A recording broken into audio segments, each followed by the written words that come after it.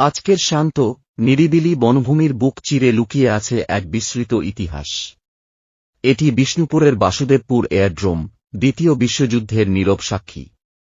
1942 সালে যখন বিশ্বযুদ্ধের আগুন ছড়িয়ে পড়েছিল এশিয়ার আকাশে, ব্রিটিশরা এই ছোট্ট শহর বিষ্ণুপুরকে বেছে নেয়। গড়ে ওঠে এক যুদ্ধক্ষেত্রের রানওয়ে। গ্রামের মানুষ বিস্ময়ে তাকিয়ে দেখেছিল, শান্ত মাঠ আর বনের বুক চিরে তৈরি হচ্ছে এক বিশাল এয়ারস্ট্রিপ। 1943 সালে এখানে আসে আমেরিকার 10ম বিমান বাহিনী।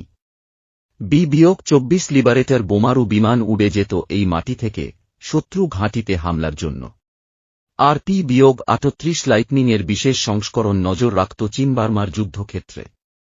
গ্রামবাসীর চোখে তখন ভয় আর বিস্ময়।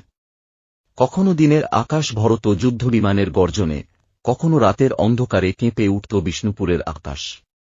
কিন্তু যুদ্ধ শেষ হল। 1945-এর পর নীরব হয়ে গেল বিষ্ণুপুর এয়ারড্রোম। রানওয়ে ভেঙে পড়ল, প্রকৃতি আবার ফিরে পেল নিজের দখল। আজ বনের মাঝে পড়ে আছে শুধু কিছু নিদর্শন, কিন্তু সেই ভগ্ন চিহ্নই মনে করিয়ে দেয়, কখনো বাংলার মাটিতেও যুদ্ধের বজ্রনিনাদ বেজেছিল।